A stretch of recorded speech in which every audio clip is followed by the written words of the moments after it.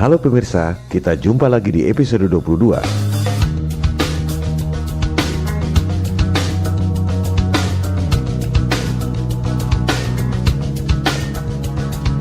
Beberapa hari lalu, saya kebetulan pergi ke sebuah toko buku. Di bagian Social Sciences, saya tertarik pada sebuah buku berjudul Indonesia dalam Rekayasa Kehidupan. Di covernya, terlihat ilustrasi gambar gurita mencengkeram bumi dan Indonesia. Saya menduga gurita ini adalah simbol dari sistem yang zolim yang mencengkeram seluruh dunia. Gurita tersebut memiliki 8 kaki atau tentakel, mungkin simbol dari 8 penjuru angin. Jadi, gurita dengan 8 tentakel ini adalah simbol dari sistem global yang mencengkeram dari 8 penjuru angin. Bumi berbentuk globe, interpretasi saya adalah simbol globalisasi, penjajahan gaya baru yang dibuat oleh elit global. Di situ terlihat ada figur anak Indonesia yang dengan berani melawan sang gurita raksasa, sehingga gurita tersebut tampak ketakutan. Ini sangat senada dengan adegan film yang sering saya cuplik, David vs Goliath, Nabi Daud melawan Jalut. Bagi saya, keberanian David melawan Goliath adalah simbol dari hidup tanpa rasa takut, kecuali kepada Tuhan.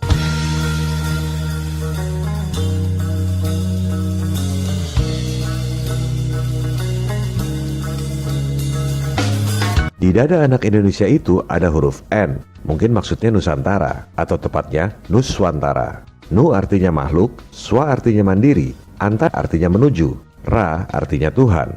Jadi, Nuswantara itu maknanya adalah manusia mandiri menuju fitrahnya sebagai makhluk ciptaan Tuhan.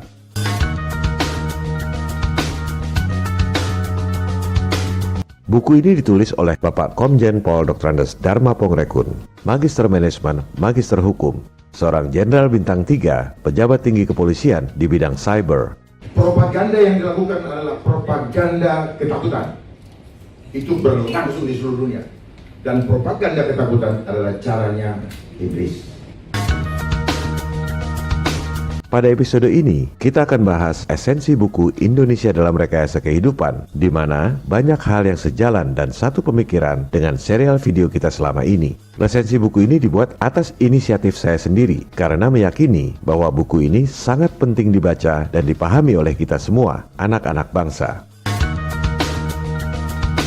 Semua komentar di video ini adalah analisis dan interpretasi saya berdasarkan fakta-fakta dan data-data yang saya miliki.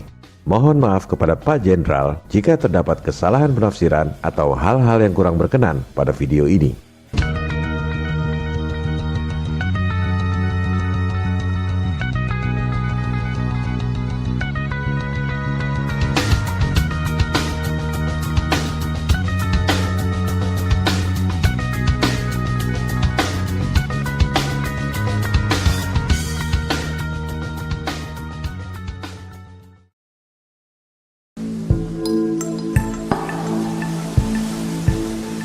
Esensi buku Indonesia dalam Rekayasa Kehidupan ini adalah tentang bahayanya globalisasi yang bertujuan untuk menghancurkan semua negara di dunia.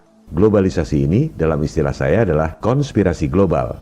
Misi dari globalisasi adalah penyatuan sistem dunia yang biasa kita sebut dengan istilah One World Government. Visi dari globalisasi adalah total control. Seluruh umat manusia di dunia dikontrol secara total dalam sebuah tatanan dunia baru yang diktator dan otoriter. New World Order. Di atas globalisasi ini ada suprasistem, yaitu life engineering, rekayasa kehidupan. Istilah ini tak ada di internet. Melihat latar belakang penulis yang pernah jadi penyidik di Bareskrim, dan ketika video ini dibuat, beliau adalah seorang pejabat tinggi kepolisian di bidang cyber. Sangat mungkin Pak Jenderal memperoleh berbagai informasi dari sumber-sumber yang tak bisa kita akses. Rekayasa kehidupan ini bertujuan merubah makna dan perilaku hidup umat manusia. Anda akan dibikin jadi seperti barang atau binatang.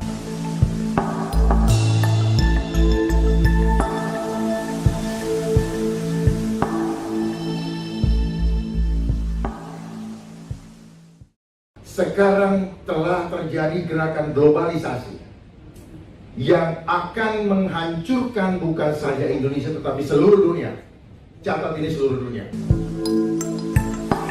Jadi, bukan cuma Indonesia yang akan dihancurkan, tapi semua negara di dunia, termasuk Amerika, Cina, Jepang, dan lain-lain. Apa buktinya? Lihat tabel utang semua negara di dunia.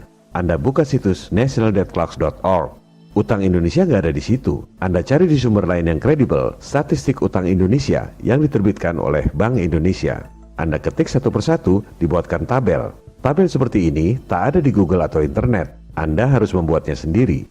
Negara pengutang terbesar di dunia adalah si adik kuasa Amerika, kedua Jepang, ketiga Cina, yang katanya macan perekonomian Asia. Semua itu adalah ilusi, jebakan Nekolim. Negara-negara maju itu utang pada siapa? Siapa yang lebih kaya dari negara-negara maju sehingga bisa kasih utang pada negara-negara maju?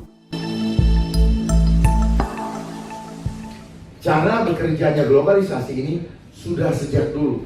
Dan dia punya organisasi yang begitu kuat, bukan negara. Non-state actor.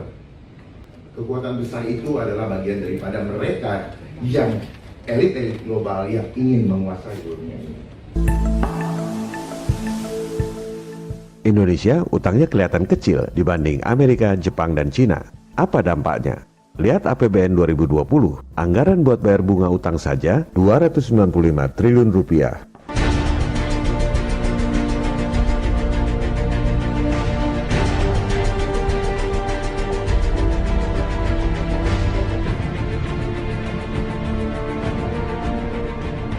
Yang bayar siapa? Anda yang bayar, lewat pajak. Anda kerja, dipotong pajak PPH. Beli makanan, Anda bayar PPN. Jual beli tanah, si pembeli kena pajak, si penjual juga kena pajak. Inilah penjajahan gaya baru. Kelihatannya Anda merdeka, padahal Anda diperas oleh mereka. Gak sadar lagi. Silakan Anda pemilu, silakan Anda pilpres, silakan berantem cebong versus kampret. Tetap aja, Anda kerja banting tulang, bayar pajak, buat bayar utang pada para bankir asing yang kaya raya. Jadi globalisasi adalah sistem. Di atas globalisasi ada suprasistem.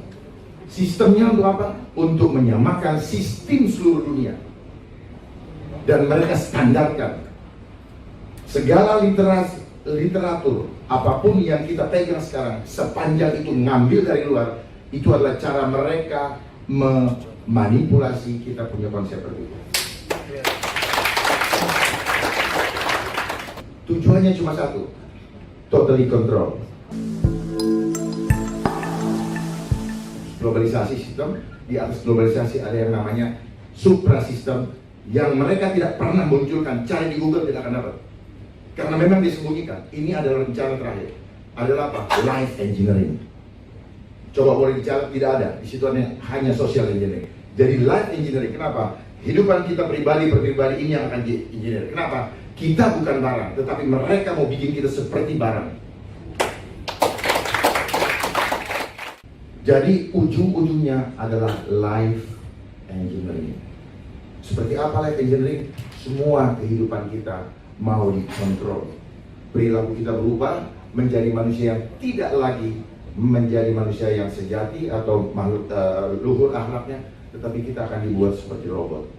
Tidak punya cipta, tidak punya karsa, tidak punya rasa. Kenapa? Kita akan di-lock dengan sistem. Jadi gak bisa keluar dari sistem. Dan satu saat ini akan dipasang chipnya di badan kita. Itu pasti. Pasti. Kalau yang bilang tidak pasti, kita dibohongin. Pasti itu. Ya, saya mengajak kita untuk melihat ke depan. Karena kalau kita melihat ke depan, kita tahu apa yang akan terjadi di sana. Kita bisa membuat langkah-langkah strategis untuk menghadapinya.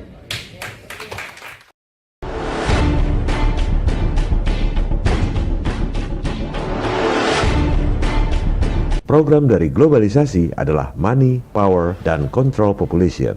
Dengan menguasai moneter dan bisnis global, memiliki banyak uang digunakan untuk menciptakan kekuasaan di atas negara-negara di seluruh dunia yang kemudian digunakan untuk mengontrol penduduk dunia. Program Money, Power, dan Control Population dijalankan dengan strategi yang terstruktur, sistematis, dan masif.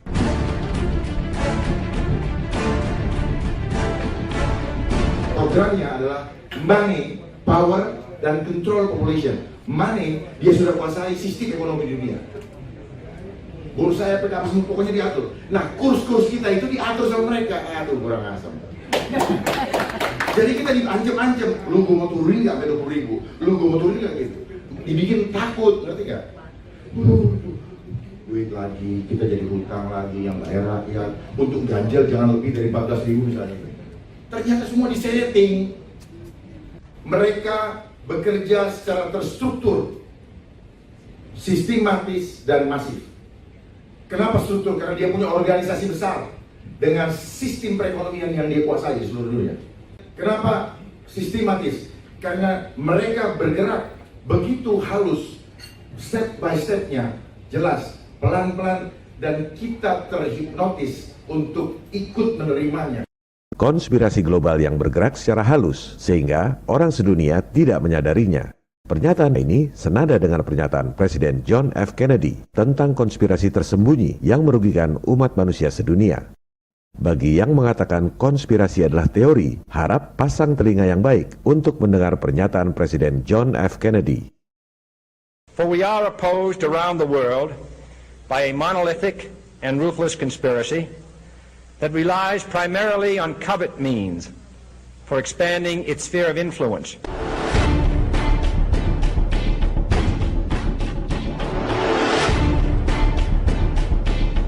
Pernyataan selanjutnya dari Pak Jenderal Dharma juga esensinya sama persis dengan pernyataan lanjutan dari Presiden John F. Kennedy. Kemudian masif, karena mereka semua bergerak di seluruh dunia, di dalam seluruh sendi kehidupan, tidak ada yang lolos. Modus operandi yang sama juga dijelaskan oleh Presiden John F. Kennedy.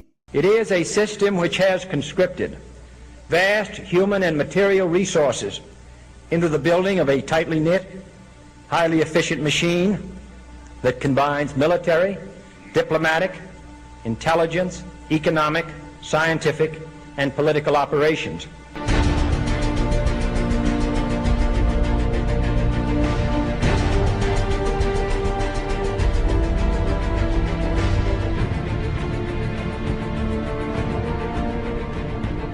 Kunci sukses elit global menguasai dunia adalah lewat program money. Caranya dengan menguasai bank-bank sentral di dunia. Bank sentral adalah lembaga yang punya hak monopoli mengedarkan uang di suatu negara. Bank sentral di negara-negara maju adalah swasta. Bank sentral modern pertama di dunia, Wissel Bank of Amsterdam, didirikan tahun 1609 milik swasta. Bank of England didirikan tahun 1694 juga swasta. Bank of France didirikan tahun 1716 swasta juga. Waktu itu belum ada elit global. Rothschild mulai berkiprah tahun 1769.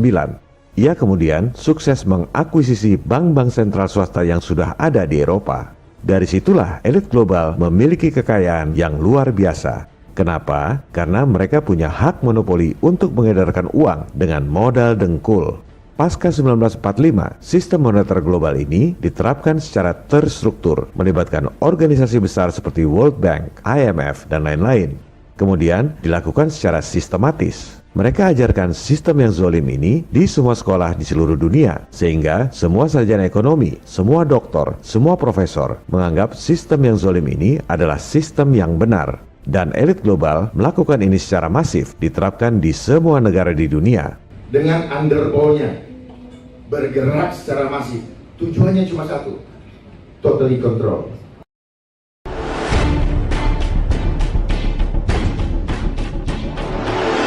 Mari kita buktikan. Silakan Anda buka laporan keuangan Bank Indonesia periode akhir tahun lalu, yaitu 31 Desember 2019. Jangan terintimidasi dengan deretan angka-angka yang banyak. Anda cukup lihat satu baris, berapa uang rupiah yang diedarkan oleh Bank Sentral. 793 triliun rupiah. Bank membukukannya di bagian liabilitas. Harus ada lawannya di bagian aset. Apa dasar Bank Sentral mengedarkan uang? Karena pendidikan di sekolah, kebanyakan orang akan bilang dasarnya adalah emas. Mari kita buktikan, berapa aset emas yang dimiliki oleh Bank Indonesia? Hanya 53,4 triliun rupiah. Omong kosong kalau dibilang nyetak duit dasarnya emas. Itu aset emasnya 0 rupiah pun tetap saja bisa mengedarkan uang 793 triliun rupiah. Lantas, apa dasarnya? Lihat baris di bawahnya. Dasar untuk menerbitkan uang adalah surat berharga alias bond, cash bond. The name's Bond. James Bond. Jumlahnya 2.000 triliun rupiah, surat utang tanpa jaminan.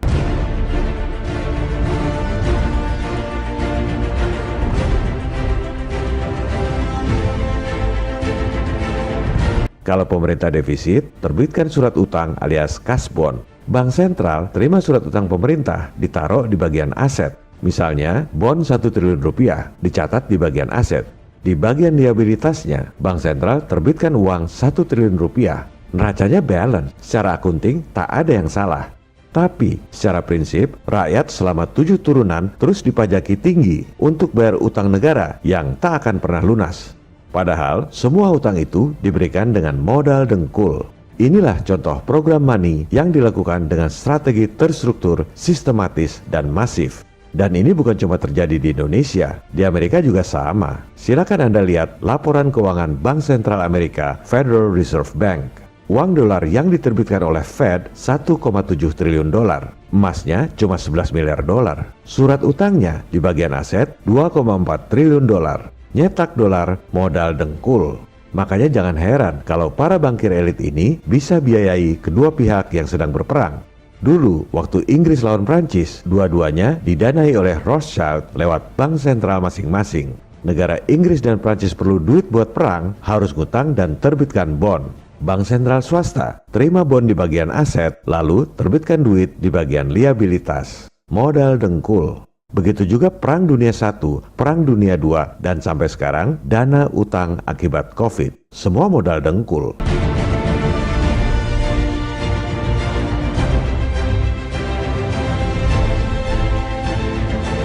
Sampai kapan umat manusia di dunia sadar telah dikadali oleh sistem yang zolim yang diajarkan di semua sekolah di dunia dan dipropagandakan oleh semua media massa?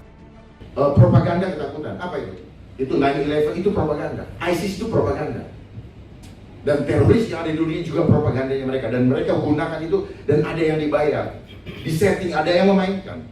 Sekali lagi, saya membuat resensi buku Indonesia dalam Rekayasa Kehidupan ini atas inisiatif saya sendiri, karena meyakini bahwa esensi buku ini harus dipahami oleh kita, anak-anak bangsa, untuk membela negara dan masa depan kita sendiri. Besar hati kita melihat ada seorang pemimpin yang berani menentang kezaliman global untuk membela rakyat. Semoga makin banyak para pemimpin kita yang berkualitas seperti Jenderal Bintang 3 ini, Bapak Dharma Pongrekun. Jadi di sini butuh pemimpin yang punya hati sungguh-sungguh untuk bangsa. Bukan pemimpin. Gampang bangsa ini dipimpin kalau kita punya pemimpin yang sungguh-sungguh dan tidak perlu takut kehilangan apapun juga. Kalau kita takut kehilangan apa, ya pasti kita kehilangan, itu udah rumusnya. Tapi kalau kita tidak takut kehilangan, Tuhan akan memberikan kepada kita. Viva Republik Indonesia, salam people power. This is a revolution. I hate imperialism. I detest colonialism.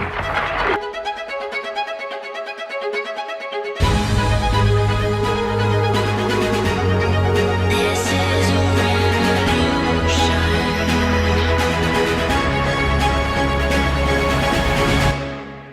This is a revolution. Jangan berhenti, revolusimu